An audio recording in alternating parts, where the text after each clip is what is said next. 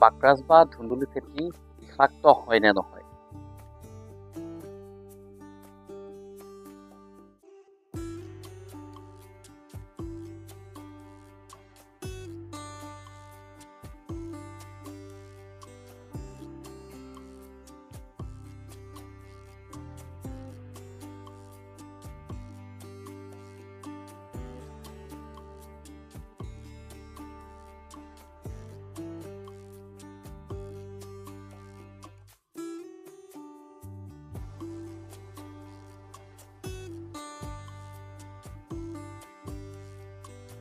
অসমত পোৱা বিষাক্ত